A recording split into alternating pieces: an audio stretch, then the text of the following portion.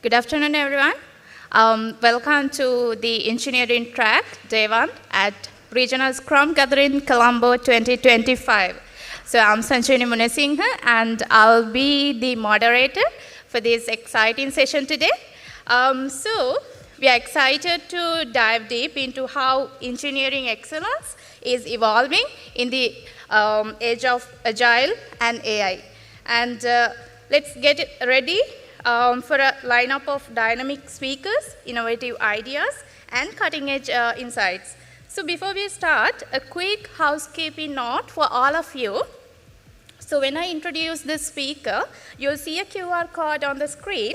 So please make sure you submit all your questions before we finish the session.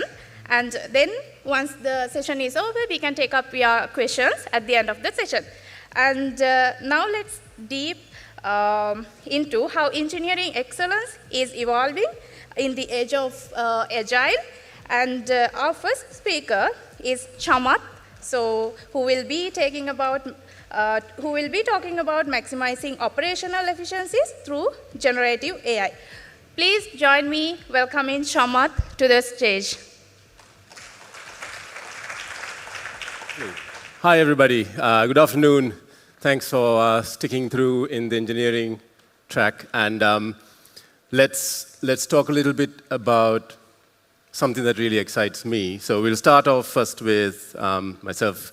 I'm Chamat, co-founder and COO of WealthOS. We'll talk a little bit more about WealthOS and what we do, and it'll give you a sense of why operational efficiency is really important. Before I dive in, I'd like to thank RSG and everybody involved in this for putting on a fantastic event. Thank you so much for having us over, and thanks for organizing this track and inviting me as a speaker. Great. So a little bit about myself first. I think background is probably important. So I have 13 plus years in designing and delivering mission-critical enterprise platforms. So my background is with the London Stock Exchange Group. We've been involved in delivering mission-critical trading platforms across multiple global venues, be it equities and exchange-traded funds at the London Stock Exchange, in London and in Europe, to commodity futures like gas and oil in Talat Prebon and ICAP, to exchange-traded funds in Canada with the Chicago Board of Exchange. My experience really is across the stack, from pre-sales to requirement gathering, build, design, deployment, and also post-go-live support. And we are talking about fintech, B2B enterprise, mission-critical platforms at a global stage, right? Where does WealthOS come in? So myself and my co-founder, Anton, when we talked about the existing infrastructure in wealth, we realized that the existing core wealth platforms globally available today are largely monolithic, largely on-premise, takes significant amount of time to deliver features, significant amount of time to go live, significantly costly, and very little automation. And WealthOS then was really the genesis of trying to change the wealth management industry, bringing some of the experiences that we have, both in wealth as a product and also in delivering mission-critical fintech platforms, in ensuring that we build the first kind of cloud-native, API-driven, fully serverless wealth management platform globally, right? We are a UK-based company. We have about 45 people now, so still quite small, 4 of us in the UK. The rest of the team is out here in Sri Lanka, so the entire product and engineering expertise lies out of Sri Lanka. And as a company, we've just closed off our first institutional funding round. We've raised around $6.5 million, backed by Barclays, Mainset, and also N-Ventures, if some of you may be aware of that company. It's a Singaporean company led by a lot of Sri Lankan investors. So that's a little bit about myself and WealthOS. Why are we talking about operational efficiency? So in the market that we are in, guys, so what does enterprise B2B fintech mean? Right? I'll give a very quick example. The closest example to us in Sri Lanka is a core banking platform, but it's core banking plus plus. So what does core banking mean? You have to onboard an investor, do the KYC AML. You need to get their money in either through bank cards, money transfers, etc. You need to then calculate interest, do the fee computations, and allow for withdrawals to happen out of that, right? But beyond that, in wealth, we have to do trading, so the investing your wealth in funds, in bonds, bills, etc. We need to do portfolio management, regulatory record keeping, fee computations, and a significant gamut of features beyond what a core banking platform would do. Now, what I'm trying to impress there is the size of the undertaking of what we're trying to build. As a startup, coming into a market, and if any of you guys are in enterprise sales, sales cycles are normally 12 to 18 months long. Right? As a startup, that means it's longer. We have a ton of features to build. And our real differentiator is around being faster and cheaper than our existing, well-established incumbents in wealth infrastructure.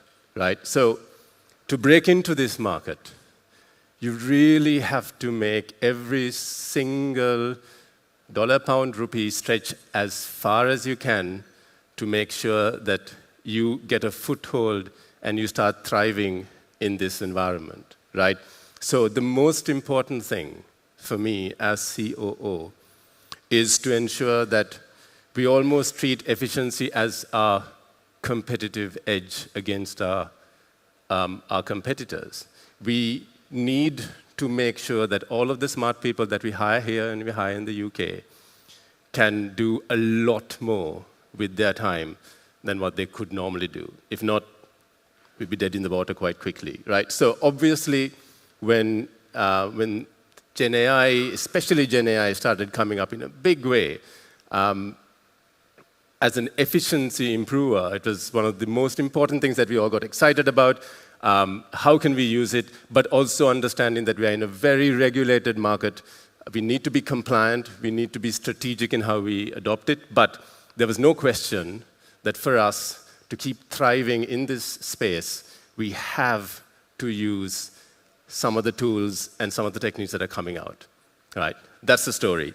So, myself and Anton, we are also in the board. We had a highly motivated board, right, willing to invest in this in a big way, right? And me, in my normal executioner mode, right, I figured out, okay, there's a playbook of how to get this done, right? This is not rocket science. I have a motivated board. I have some money that we can spend. The board has motivated themselves to put a budget saying, okay, spend on this. I then went and talked to my senior leadership team in Sri Lanka. I got the buy-in. Everybody's like, yes, let's do this. This sounds great. Go ahead, Chamat, and conquer the world if you can. Right? I then put one of my really smart PMs into this. I said, Machang, get a list of what everybody's using, get their tools, figure out what they're doing, build a criteria to assess those tools, make sure that how are they using it, are we being compliant if we use it, what policies should we have in place to tell people how to use those tools. We found that many people are already using their own personal tools, right? And figure out the costs, put that in there, and off we go. We are now using Gen AI to be super efficient and make the most of what is available for us as an engineering organization, right? This is also, unfortunately, where I got stuck. I got stuck because, unfortunately, being innovative is not necessarily a playbook, right? It's not a script that you can follow. Executioners normally fall flat. Here, when I was trying to figure out how we are using Gen AI tools and AI tools in the company today, I realized that a majority of us are using it just as a work buddy. Now, nothing wrong with this, right? 6 months ago, guys, I was at a panel discussion where I was over the moon about how we are using work buddies, generative AI tools for work buddies. We're using all sorts of ways to make sure that our engineers and our product owners and everybody can do things faster, right? But that was 6 months ago. looking at it now, we haven't, or a majority of my very young and smart group of people, haven't really moved beyond that. And I found very few use cases of where we were using these tools in a really innovative way to truly unlock efficiency, right? So this next 20 minutes, guys, is going to be very much a journey of what we're doing and what we haven't done, and a conversation about where I am still stuck, and almost to reach out to all of you smart people here to ask, how are you trying to resolve some of these things, and what I think I should do to resolve some of these things also, to make sure that our entire organization is a lot more innovative when it comes to using some of these new tools that are out there, right? So it's not I'm not going to preach things to you. I'm learning on the fly, and I'm sure most of us are learning things on the fly too. Right. So let's just dive in very quickly to some of the fun use cases that I actually think is really cool, right? So we'll start there, and we'll talk about the problems after. So knowledge. If anybody is involved building a product company, especially in fintech, the most valuable currency, guys, is knowledge, right? You have to know what you've been building. We have been building at pace for close to 4 years now, right? And we started realizing that our knowledge was spread around a variety of different artifacts, ranging from complete to incomplete, accurate to inaccurate, because nobody has time to go back, clean things up, and write the BRSs of olden times, right? And the issue with knowledge for efficient processing is the fact that the cost of onboarding somebody new grows incrementally higher, right? And it takes a lot from your existing really smart people to try to train them, because there's no repository of well-managed, easily accessible knowledge in a company that is growing so fast we release every week into production, right? And this is causing problems. So here's my first solution. My first solution, we had a great company that we worked really closely with. They had built a cool knowledge bot, that chat knowledge bot thing. They were like, oh, we can give it to you guys, you can test it. I saw it working for them. I was like, this is a great idea. I spoke to my engineering team. They were like, yeah, let's get it on. We hosted it.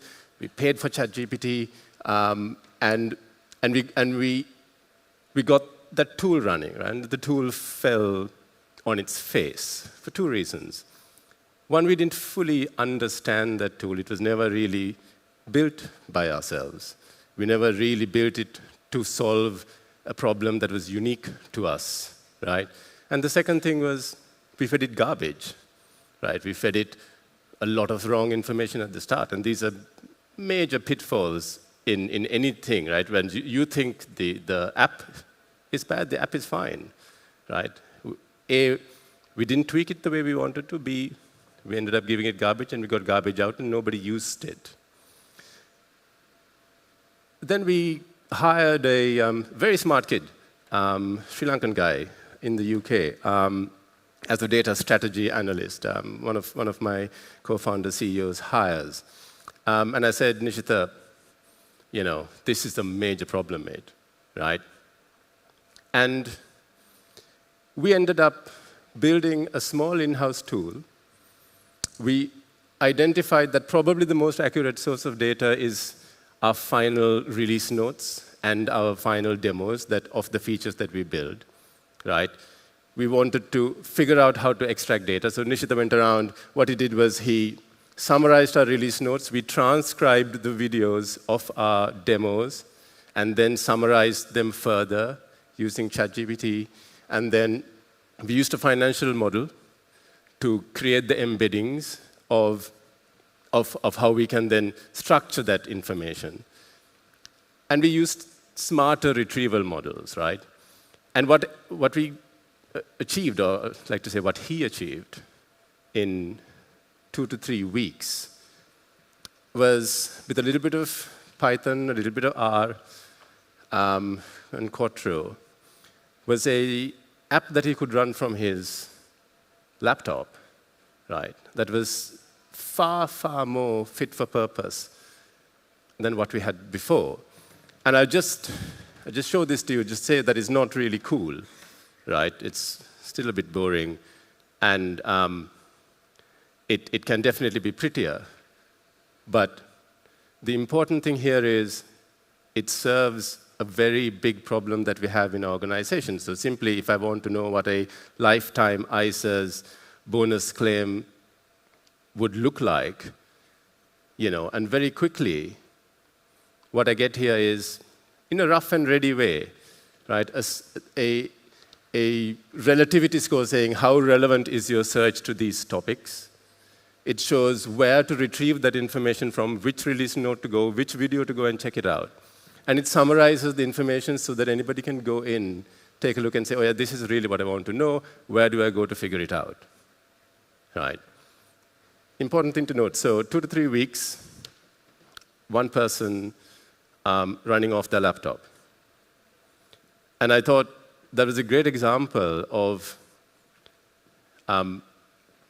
smart people with kind of time and a curiosity and an interest in solving a problem can put together with very minimal expense.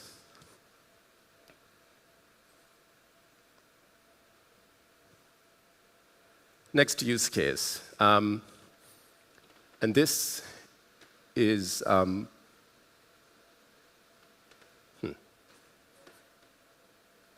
lovely.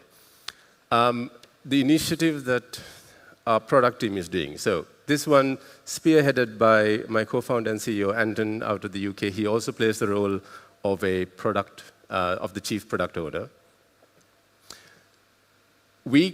So far, we were using Confluence to write and our research outcomes of big market areas. And we're talking about an industry that most people in Sri Lanka are not aware about. Subject matter expertise is costly. So we have a lot of smart people doing a lot of research.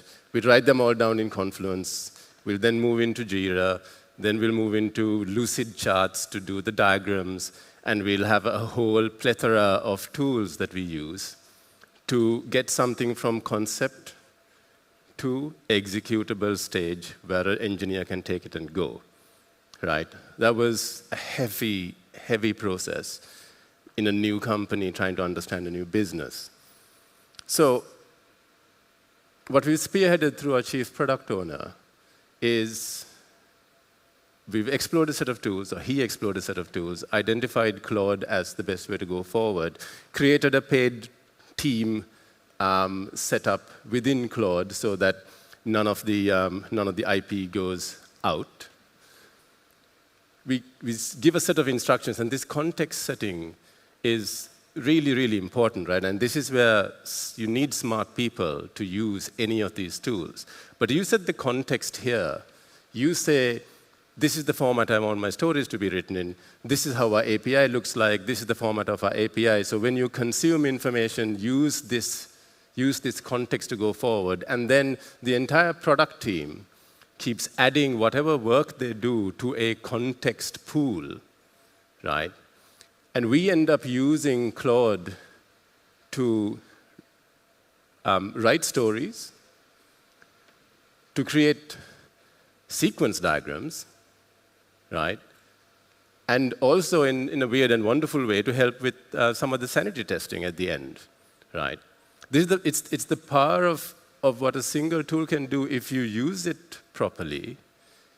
It has now potentially conflated all of the costs we had for the different tools that we were using in our product team, right? And that, alongside with Perplexity, has cut down our product owner's time from research to product design to story writing by about 60%, right? And I want to go back to the point, what we're trying to do in every single instance, we have a bunch of really smart people. How do we maximize their time and ensure that they focus on doing things where they add value and cut out the things that they aren't adding value and use the right tools? So this is a great example of how a product team has kind of structured itself now, or will structure itself going forward, in ensuring that there is significant optimization and cost efficiency in our story writing process, right? This is another example of in pre-sales. Anybody who's kind of been involved in B2B software build, you know that it's an API-driven solution, right? You can't talk to a tier 1 client, a big bank, and in this case, our investors, Barclays, who wanted a proof of concept. You can't really talk or go to these meetings and show a bunch of APIs, right? That doesn't fly. So in our previous versions of this, what we've had to do is we've had to use our UX architect and some of our UX engineers to sit down with the demo guys and the product guys who are involved in this whole process, figure out what that user journey would look like, and end up creating a whole set of clickable screens so that we'd have a polished demo that we can show to show how the ultimate user journey would look like and how WealthOS will then map into that, right? Significant time sink for a very early stage piece of activity that would distract our teams from actually doing the build, test, and deploy cycles well, right? So I'm going to show you what we did this time, and more accurately, what Anton drove from a product perspective, is we used Bolt and StackBlitz to write up, to give a bunch of instructions to say that this is what the logo should look like, this is what the journey should look like, this is what this is how I want the UIs to look like, and this is what the click-through should be, right? Ultimately ending in a fairly polished, clickable prototype that you can use to demonstrate a set of journeys, right, for you to win a deal, right? Again, really important. One person with enough curiosity and a willingness to learn and was able to save us at least a week's worth of UX expertise in building this. And more often than not, some of these stuff can be thrown away, right? It's this sort of things that really allows us as a 40-man company to pitch to tier 1 clients without breaking the bank, right? Just one more example, and it feels like I'm whizzing through, which is great. It's how Shah, who runs our people function and our marketing function, who uses ClickUp AI. Now, keep in mind that even though we are a 40-man company, we have significant institutional investment involved, and with big investment comes significant responsibilities. You can't just do things. You need to write memos. You need to have board papers in place. The bureaucracies start coming in quite quickly, right? So we've been using this tool called ClickUp AI to dump in significant amount of context, all of our policies, all of our, for example, our spending policies, et cetera, into a single repository, put a plan in place, talk about the things that we want to achieve this year, who's going to own them, and who should be doing what. And then generate out of that fairly abstract amount of data project plans, a health status of who's doing what and where that each item is, memos on spending policies and where certain activities exceed spending limits and therefore need special memos, and potentially board papers to talk about this is what HR and marketing have been doing and will be doing for the entirety of the business here. Right? This is one person pretty much duplicating another entire person's work. Right?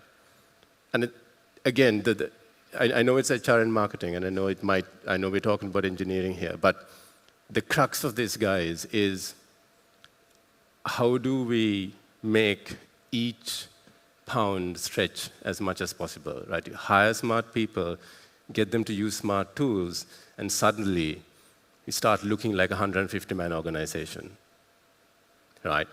So that's the part I didn't get stuck in, because really exciting, lots of great stuff happening.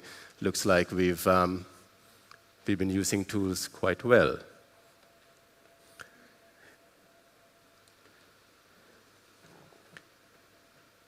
Here is what keeps me up at night, pretty much most nights now.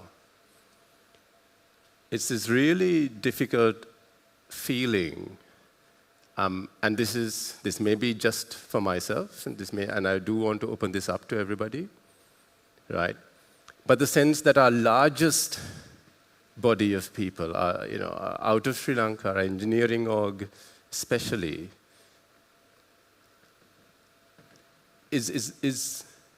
I'm not seeing that level of innovation coming through, right?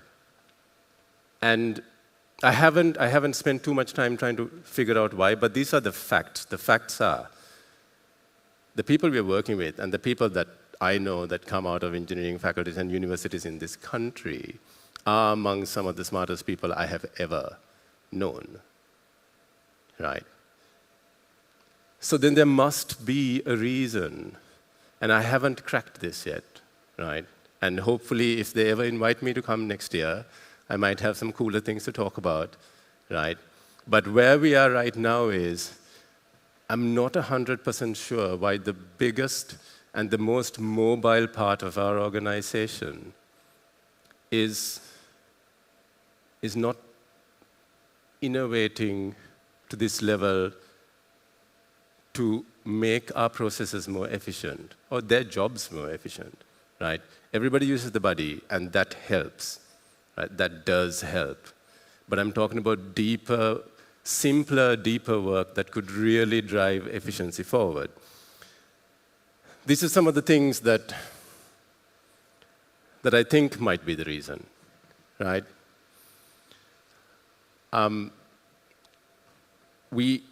We are building enterprise software, right? We are building some really mission-critical pieces of work that needs hardcore, quick, smart delivery. We need to be secure, we need to be compliant. We need to be quick, we need to deliver every week, right? Perhaps we are prioritizing executing more than innovating, right? Perhaps, and this could lie with, definitely I believe it myself. Perhaps we never gave a mechanism to reward people who are creative and only reward people who deliver, right? And if engineering has a number against them, saying engineer, has to deliver this bit in this time, and if that time pressure means the only thing that is important, because that has been what the organization has said is important, perhaps there is no time, even for really smart people, to come up with ways to do more with that time they have. Maybe we are not rewarding them for doing that. I don't know. And I will think on this, but I'd really like to talk to all of you guys to understand what your views are, right? I guess the most important thing here is where I came from and where some of my senior team has come from, right? The most important thing was regular, safe execution, right? And I worry that maybe old dogs like myself might struggle to learn new tricks. But we are now perpetuating that culture to a bunch of smarter, newer people who will probably take that on unless we change what we communicate as important. And it has to be done from deed, not necessarily by asking people, saying, why can't you think of something cooler? Perhaps saying, hey, I'm going to give you time to do this. Or, hey, let's do a set of exercises, be creative. It doesn't matter what happens, but this is off time. It's not in a plan, right? It's worth it. Those are big decisions to take when you are starting up and you want every single person in your organization to be running at pace, right? But it's clear that they can run a lot faster if we perhaps maybe checked in and said, this bit will happen, but perhaps here's a space for you to try different things. And it's cool if you fail. It's cool if it doesn't go well, right? And you don't have to do it on your own time, right? We will make the time for you because it's important to us. And so I don't know if any of these are the answers, right? But where my headspace is right now is that we have to create a space for experimentation and rewarding curiosity. Don't know how to do that, but we have to, right? And we have to change the mindset from build to think, and we have to move out from executing, right? And executing is something we are very comfortable doing. We have to move out of executing to creating some level of thought leadership, right? That is it, my friends. I'd love to hear from you, especially even if it's not now. Even if I'm down here, if you can tell me what you guys have done in your organizations to build a culture that is perhaps that creates the level of innovation that we have seen in other parts of our org as well. I'd love to hear your opinions and I'd love to hear your thoughts. But beyond that, open for any questions. No questions? Go for it, Machan. It's not a question per se, but just to share a thought on the problems that keep you at night. Yeah. So just a thought, like I think you mentioned it at the start as well. One of your points is that are we encouraging conformity rather than this thing? So I think that is the case. So people here maybe in Sri Lanka are stuck with other things to worry about and the peripheries. So that's also there. If you look at the other companies like Google or whatever, they build for equity, right? They give a stock or whatever. So if you succeed and the company succeeds, you get rewarded. If you fail, the company fails, you fail.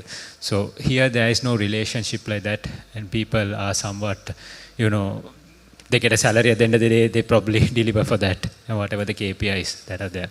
So that's where I think, driving for innovation, they don't see a correlation between their creativity and success to themselves. So that is what I think is the problem. 100%. Thanks, Majan. What's your name? Kaushal. Kaushal? Kaushal. Thanks. Thank you so much for that. I think you're right. I think you're right. It's just, there's a question about what reward looks like, right? I mean, in Sri Lanka, shares doesn't really go that far, right? Even as a remuneration package. But clearly, there has to be a mechanism, and we need to figure out what works. What gets the juices flowing for kind of the some of the smartest engineering folk that we have to allow them to do that, right? And I know the only thing I've kind of heard is build a role. Find somebody to do that, right? And then who is that? Is that a head of innovation? Is that we're a startup, right? That sounds terrible. But I think it comes from the mindset of we just don't have time, right? And whatever you are coming and telling us is going to take away from the time, or no, you're not taking away, so then you want me to do this in my own time. And then perhaps maybe the ones who are really curious would want to do something, but maybe as a personal project and maybe not something that works out. So, and I think that has to be what we think of, right? I need to sit down with my head of engineering and say, Machang, what's the, how do we break this, right? But no, you're absolutely right. You're absolutely right. Thank you. Hi there. So just want to find out, so what steps do you take to hang on to your resources? Because you kept mentioning that you have a small team, maybe around 40 people, and that it's very important that you have the best resources with you, the smartest people. Yeah. So it must be a challenge in your industry to hang on to them as well, right? So what steps do you take to hold on to your best resources? Sorry, what's your name? I'm Christopher. Christopher, I do find that when it's a product company with a strong vision of building a product and a clear direction of what we want to achieve, that does excite people to stay, right? And so the domain is interesting, the work is interesting, and that has given us, thankfully so far, touch wood, less than 5% turnover, right? So that is not something that we can rely on going further, but there is a big culture aspect. We focus a lot on creating an environment where people feel that they have ownership, feel that, that we're flat and you can come and ask anything and you can achieve what you want to achieve, if you are that way inclined. So there's a lot of work that we put in to create a flat enough organization, push culture through ownership and transparency. I think that these become valuable, especially for senior engineers and senior products who've seen maybe more bureaucratic companies where information flow is curated. I think a big pull is to know that you're all part of the process. Your wins are clear, your losses are clear, right? And everybody's taken on in the journey. So we do a lot of company updates where we just sit down and say, guys, this has gotten really shitty now, so we might have to stop this and we might have to go to something else. Or, guys, this is going really well. We really need to push hard because if we achieve this, we'd probably unlock a amount of fundraise that we want to get to, and we have to do it at this pace to achieve those timelines. Shall we all work together? So I think constant communication is really helpful. Everybody feels part of their journey. I know I said that shares doesn't really work here. It's not necessarily an easy way to make people feel like they own it.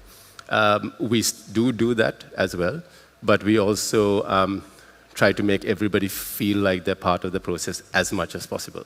One more question.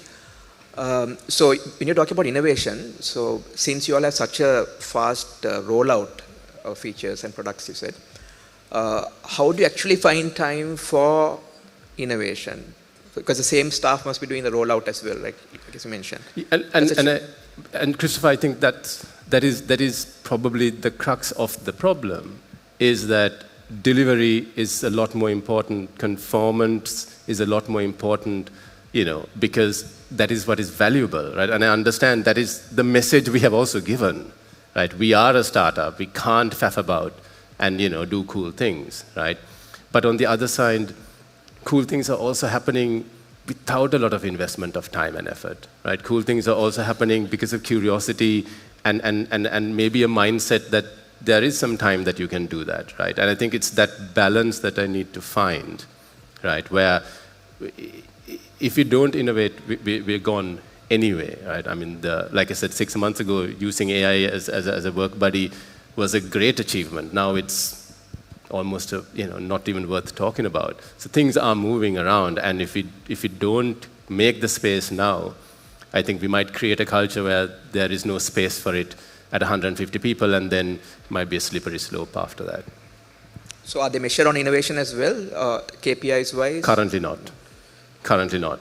So maybe you can consider having a few people working on innovation in parallel maybe, while the rest of them are rolling out products. Yeah. Something we'll consider. Yeah, something, even if you had to carve out time, maybe that's something we had to do for that, but something needs to be put in place, like I said, so that I can sleep at night. Cool. If there are no more questions, guys, hi. This is a suggestion, right? I feel we are being trained not to fail. Yeah. Okay? So I'm a graduate. I came from a university. If I look back, I'm a successful person. So I would say I choose my battles so that I ensure that I will not fail. Okay? So innovation for me is something different. Creativity is something different. You have to fail. You have to fail to be creative. So the organization itself should promote failure. Right? I recommend you to read a book called Go for No, where they actually preach about this. It's a marketing book about sales, but use that tactic. Reward failures. Yeah. Then you will Thank probably you. have. Thank you so much. And I'm 100% with you, Morodo, computer science and engineering graduate myself. Right? I understand the comfort of safety. right? And that has not been drilled down any other way, right? We are all successes because we have taken safe choices. And as the organization grow, if we don't put that in place, like you said, I think that may not be an option. People will never feel that way, and we have to get them as soon as they come out of uni in many ways, and said that. But thank you so much. I will come and talk to you. Thanks. Oh, hi. Hello, Ijaz here. Hi, Ijaz. So in my organization also there's a huge push towards AI and innovation, introduce new tools. Organization is also willing to give some of their time, not only on our time, so give our time, but these AI tools and the new development and testing tools are relatively new. There's no a lot of data and research item like articles on how they are performing, how they are helping. So it's little hard to find.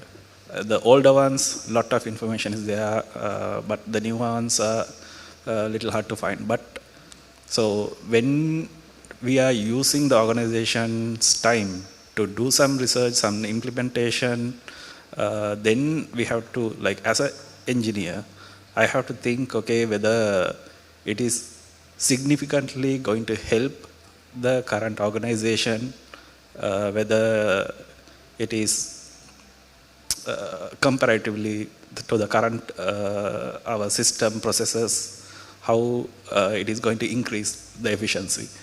So that is also might be because you guys are already being a high efficient company. So the engineers might be thinking, okay, why like taking a risk, and how same for the previous question, how many failures we can take, how many times you can fail. Like sometimes, yes, we spend some time, spend maybe some money, and if we are going to be less efficient, so will it be acceptable? So there are problems in like this. That's why. 100% it does. I'm getting kicked out, but I think in 2 minutes, they exist because maybe the culture doesn't feel like it allows that, right? I mean, maybe it feels like you can't, and big change is never the best way to go forward, right? If somebody has some idea, and if there's an ability to come and say, I want to try this out, can you give me a small budget, right? None of those doors are shut in our organization, but perhaps we need to say it more. Perhaps we need to push it more. And almost break this mold of, no, it's okay, all these great things are happening, I can't spend much time on this now, so therefore I'll put that aside, right? I think we have to forcibly break that mindset. But I think I'm literally getting kicked out. Just very quickly, guys, if you are interested, especially in some of the product work that is happening, Anton will be speaking at 3:10 in the next forum. He'll be doing a hands-on process of how we use some of these tools to really get some of the efficiencies we talked about. So if any of you are interested, I'd urge you to pop over at that and have a look. It'll be fully hands-on. It won't be me preaching. It'll be something you can get your hands dirty on. All right. Thank you very much. Thanks all. Thank you so much for the questions. Thank you. Thank you very much, Chamat, for that wonderful session. I know that as an engaging audience, you all got a lot of questions, but please feel free to submit all your questions through that scanner code, QR code. So you will see the QR code on the screen in a while. Yeah, Dilum, please join us on the stage to hand over the token of appreciation. Chamat, if you can come back to the stage for a while.